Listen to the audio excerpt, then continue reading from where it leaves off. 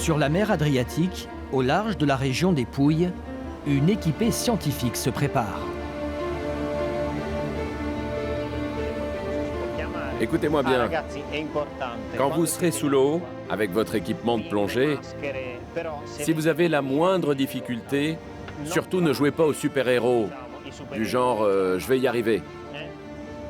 Dernier conseil avisé de Francesco à ses étudiants.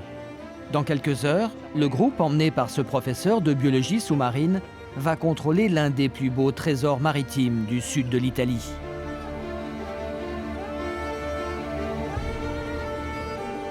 Le milieu marin qu'ils vont aller observer, c'est celui des Trémiti, un chapelet d'îles à 36 km de la côte.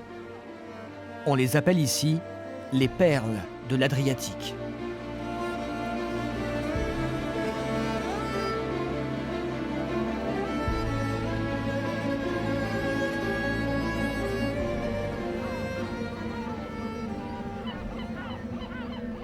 Les Trémiti, une forteresse naturelle de calcaire modelée par la mer.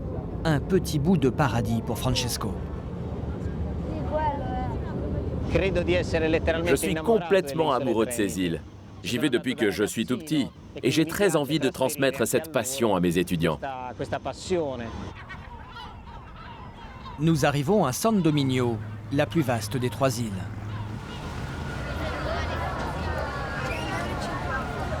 Cet archipel est une destination touristique incontournable dans la région. Les îles Trémiti accueillent l'été des dizaines de milliers de visiteurs. Même les pêcheurs se sont reconvertis dans le tourisme. Allez, on met les sacs dans la Ferrari. Allez, vas-y, démarre, sinon on va tous grimper sur ton triporteur. Tu plaisantes? Tandis que les bagages des étudiants prennent la direction de l'hôtel, notre groupe, lui, commence sa tournée d'inspection.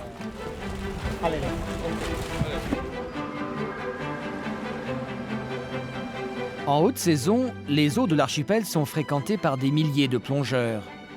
Une menace potentielle pour l'écosystème, notamment pour les gorgones, une sorte de corail, une espèce très fragile.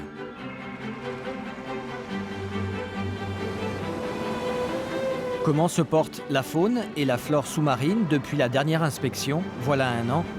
C'est tout l'enjeu de la plongée.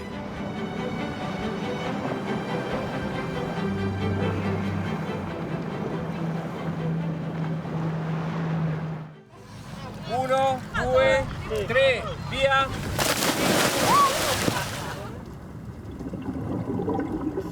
Mais avant de s'enfoncer dans les profondeurs, un premier contrôle s'impose autour de l'attraction incontournable des îles Trémiti.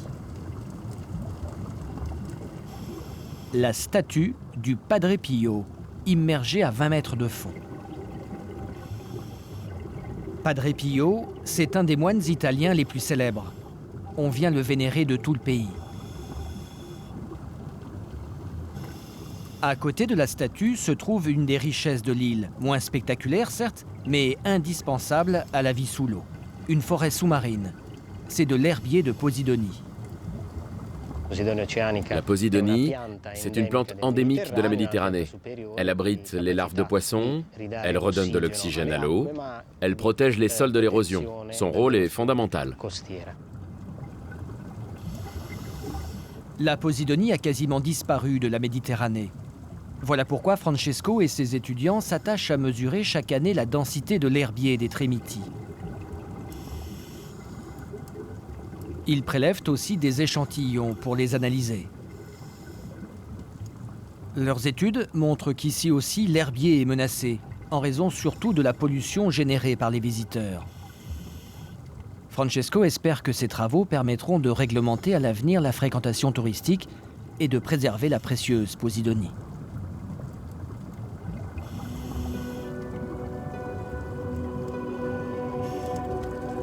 Le biologiste et ses 2 assistants s'enfoncent maintenant plus en profondeur, à une 40aine de mètres.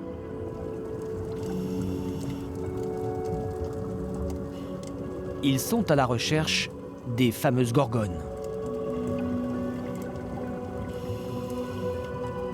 Sur une des parois de la falaise, c'est un émerveillement. des gorgones de toutes les couleurs. Les îles Trémiti abritent l'une des plus grosses concentrations en Méditerranée.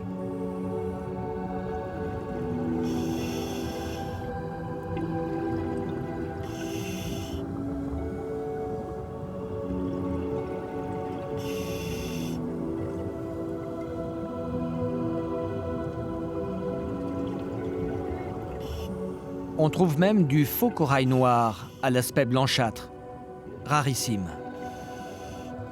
Si la pollution ne les a pas atteints, c'est en raison de la profondeur.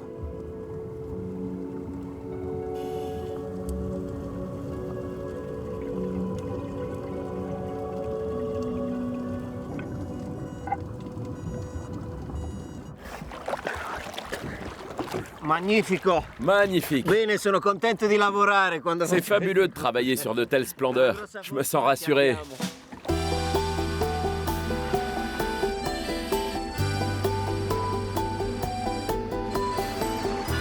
Au Trémiti, les eaux profondes sont pour le moment relativement épargnées.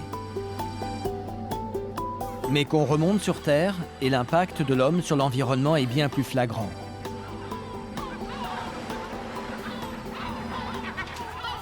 Il y en a un qui s'inquiète.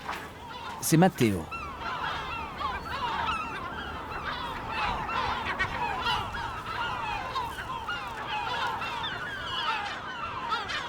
Cet ornithologue observe sur ces îlots une recrudescence de goélands qui vire au déferlement. Ces oiseaux-là sont omnivores, ils se nourrissent des déchets laissés par l'homme. Il n'y en avait presque pas il y a 20 ans et aujourd'hui ils sont des milliers. C'est mauvais signe pour l'environnement. En occupant ces rochers, les goélands chassent des espèces plus rares, comme les puffins cendrés. Le puffin cendré, l'oiseau emblématique des Trémiti. Dans toute l'Adriatique, on ne le trouve qu'ici. Menacé par les goélands, il a dû s'exiler sur une autre île de l'archipel.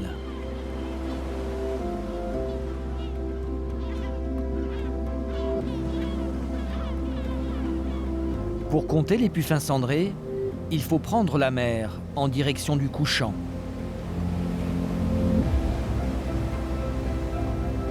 Matteo a embarqué avec lui Francesco, notre biologiste sous-marin. On va aller dans un endroit où ces oiseaux font un raffut incroyable. On dirait des passereaux dans une cour, tu vois ce que je veux dire? Nous arrivons près des falaises où ces oiseaux nichent à l'abri des goélands. Et au moment où le soleil décline... Les voilà, ils arrivent! Tous les soirs, avant de rejoindre leur nid, ils se rassemblent comme ça, sur la mer. Là, j'évalue leur nombre à une centaine de couples en tout. C'est pas si mal que ça. Ce qui fascine Matteo, c'est ce cri étrange.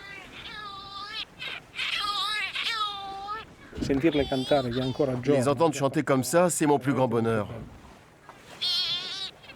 Ce chant singulier a donné naissance à une légende liée à Diomède, un héros de la guerre de Troie, qui serait, dit-on, enseveli aux îles Trémiti. D'après la légende, ce sont les compagnons de Diomède qui ont été transformés en oiseaux et qui, depuis, pleurent la mort de leur chef bien-aimé. Si les îles Trémiti et la faune qu'elles abritent sont encore en partie préservées, c'est grâce à la pugnacité de passionnés comme Francesco ou Matteo.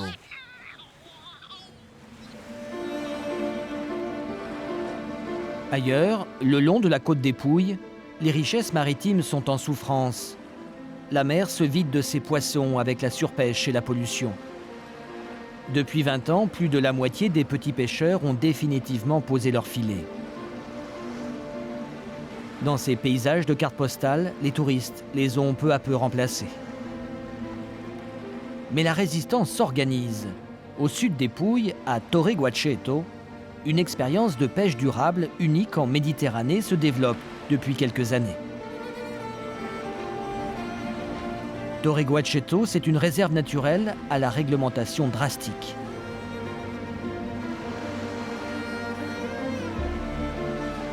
Ici, les pêcheurs n'ont le droit de venir qu'une journée par semaine.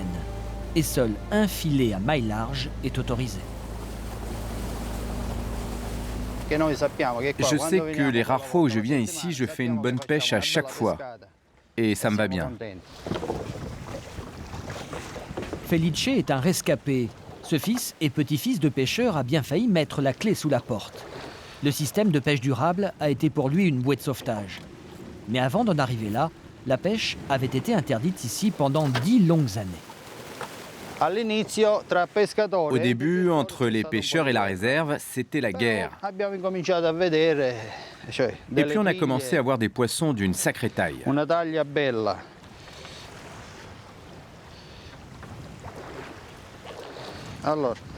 Imaginez, des poissons comme celui-là, il n'y en avait plus. C'est un maquereau. Autrefois, c'était un poisson commun, on en trouvait sur toutes les tables. Et le voilà de retour. Les ressources halieutiques ont augmenté de 400%. Voilà. C'est ça qui nous fait plaisir. Ça, c'est la pêche durable. Quel bonheur. Je suis très content. Après tous les efforts qu'on a faits, eh bien voilà le résultat.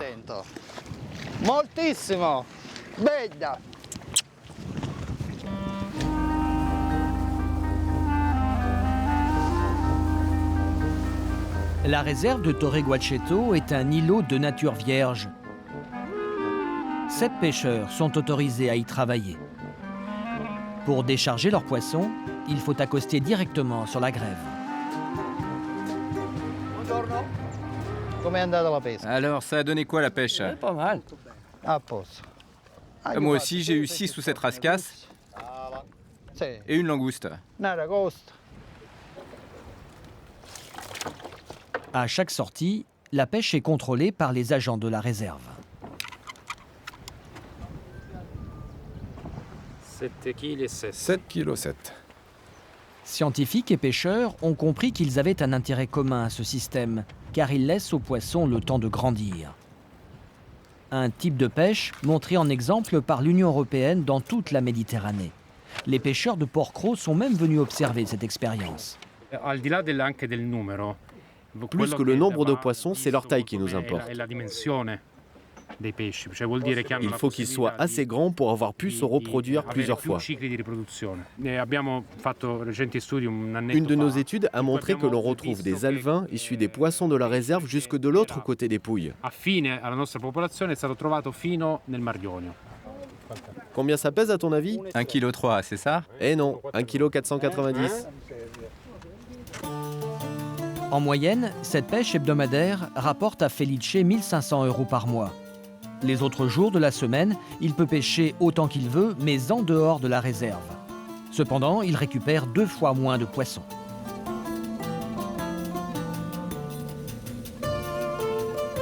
Autour de la réserve, tout un territoire est de nouveau irrigué par cette pêche durable.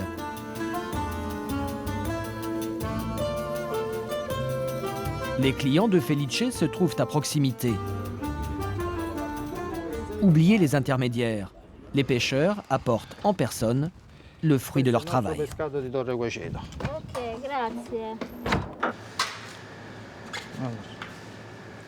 Maria est une cliente fidèle des pêcheurs. C'est la chef d'un des restaurants les plus réputés de la région. La semaine prochaine, si d'aventure vous trouvez du poisson bleu ou même un poisson commun, ça m'intéresse aussi. Du mulet? Oui, voilà. Alors on ira pêcher de nuit. Mais pour élaborer ses spécialités au poisson, Maria a besoin d'autres produits du cru.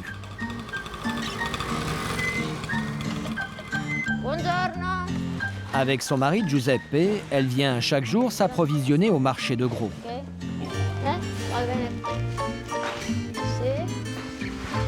Voilà, je prends aussi 2 bouquets de basilic.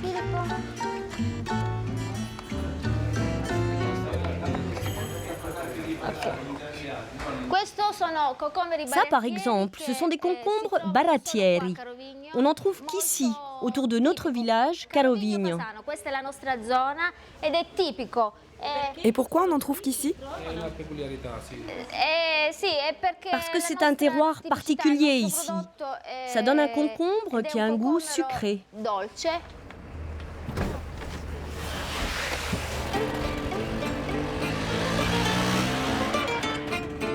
Sur le chemin du restaurant, Maria et Giuseppe tiennent à nous faire voir une des merveilles de la région, ces oliviers.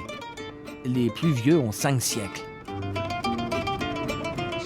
Eux aussi doivent une fière chandelle à la réserve, car ici on prend soin des poissons, mais aussi des arbres. Ces oliviers ont été inclus dans la zone de protection pour le plus grand bonheur de Maria. Les arbres devaient être remplacés par de jeunes pieds bien alignés pour des récoltes plus rentables. Regarde ici, on en voit déjà. Ah oui, il y a les premières olives. Ils sont rassurants, ces arbres. Ils nous protègent. Ils font vivre notre région depuis des générations et des générations. De ces arbres baignés par l'air marin naît l'or de la région.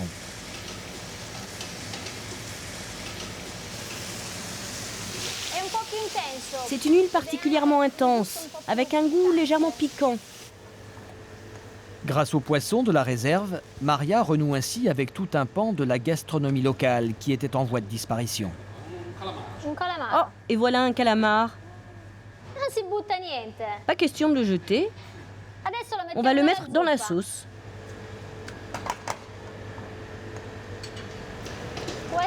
D'abord, je prépare un bouillon avec toutes les carcasses, celles du rouget, des rascasses. Et puis avec ça, je vais faire la sauce, celle que j'ai toujours vue préparée par ma mère et par ma grand-mère. Au menu ce jour-là, des pâtes aux poissons. Ces pâtes-là, on les appelle les mincherette. Ce qui est important, c'est de bien creuser chaque pâte pour que le jus, le bouillon ou la sauce puisse y loger et lui donner tout son goût. C'est ça que j'aime le plus, inventer de nouvelles recettes, mais en retrouvant le goût de nos grands-parents.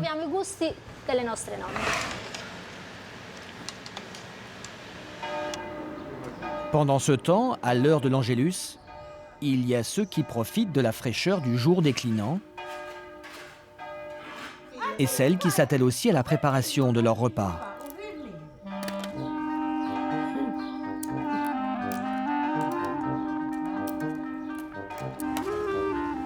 Tandis qu'au restaurant, Maria organise la rencontre entre les pâtes et la sauce aux poissons.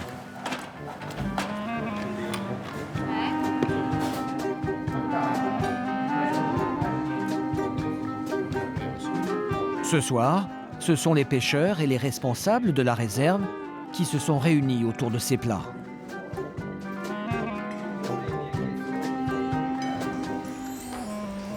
Voici des filets de rouget en croûte d'amande servis avec une purée de pommes de terre et des haricots verts.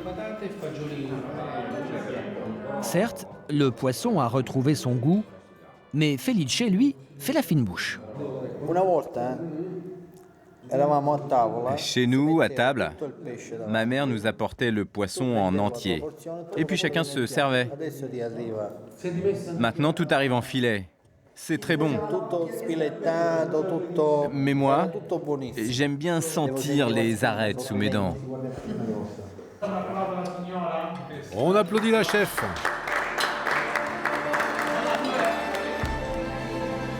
Avec la pêche artisanale, une partie de la culture maritime locale a repris vie à Torre Guaceto. Dans les Pouilles, comme dans toute la Méditerranée, cette activité représente bien plus qu'un système économique. C'est elle qui a façonné l'architecture des villages, les styles de vie, l'organisation sociale des communautés.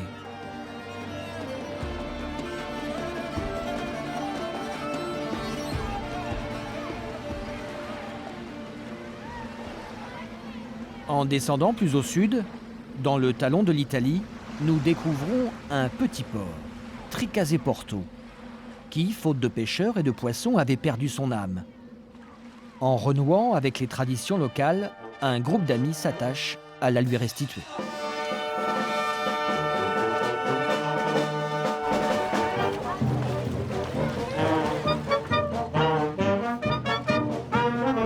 Ce jour-là, à Tricase Porto, un événement se prépare.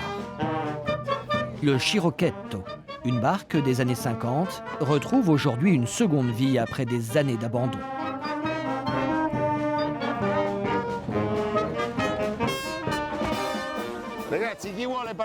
Allez, qui veut participer à ce grand jour? Antonio a été l'un des artisans de cette renaissance. Allez, courage, tirez, on y est.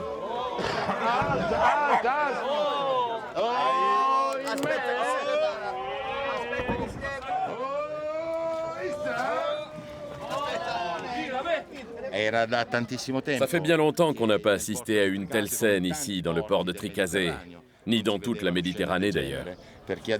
Aujourd'hui, c'est avec une grue qu'on met le bateau à l'eau, alors qu'auparavant, tout le monde participait ensemble à cette naissance. Alors, allez, on y va!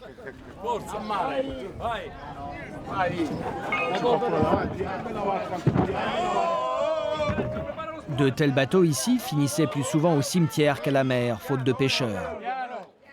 Comme à l'époque, tout le village donne un coup de main, avec à la manœuvre les pêcheurs à la retraite. Doucement, voilà, lâchez la corde, lâchez.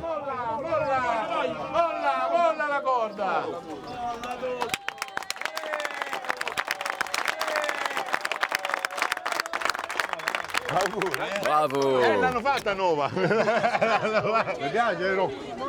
L'hanno fatta, che barca?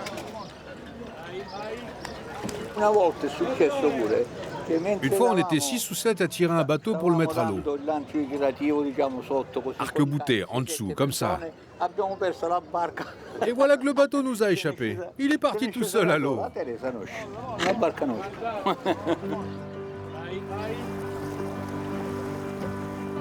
Ce jour-là, ce sont les retrouvailles entre le Chirochetto et la mer, avec à ses côtés d'autres anciennes barcasses, toutes restaurées par Antonio et ses amis.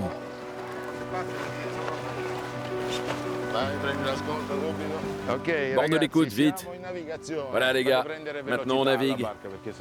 Allez, allez, fais prendre de la vitesse au bateau. Ah. On dirait que le vent est en train de changer. Le Prospero est l'un de leurs fleurons, un 8 mètres, à voile latine. Un gréement conçu pour lutter contre les vents capricieux de l'Adriatique.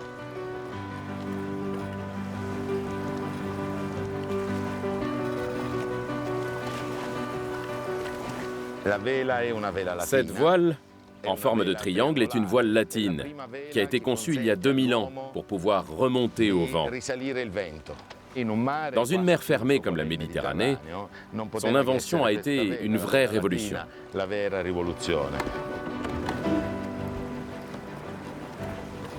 Cette embarcation est une vieille dame, mais elle est parfaitement restaurée. La preuve est qu'elle grince, mais jamais ne se plaint.